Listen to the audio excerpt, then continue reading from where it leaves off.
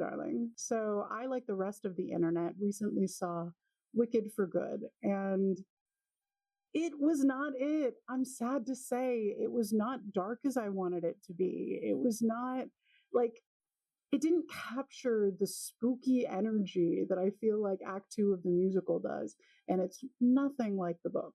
Not that the musical is anything like the book, but if you read it, you know what I mean. As a former Wizard of Oz obsessed child, I feel like it is my duty to introduce you to the spookier sides of Oz. So, without further ado, these are my favorite spooky ooky Oz adaptations. So, first, we're going to talk about Tin Man. This was a 2007 sci fi original movie. I think it was a three-parter, if I'm remembering correctly.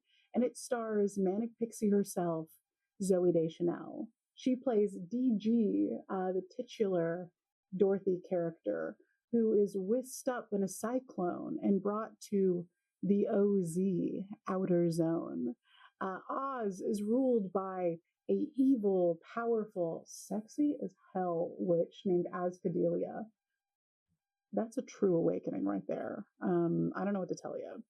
But this adaptation, I think, is the darkest, most adult that I have seen. Scarecrow, played by Alan Cumming, has had half of his brain removed in order to harvest the information that he has, as he used to be one of the Good Queen's trusted advisors. And then there's the Cowardly Lion, who is this like alien species that has these telekinetic, prophetic powers that the evil queen hooks up to a machine, sucks the life force out of until these creatures die in order to use their powers for her evil whims. The wizard is drugged out of his mind. He is kept hostage, performing this sort of like spooky Vegas show that's like a mockery of his former self, where he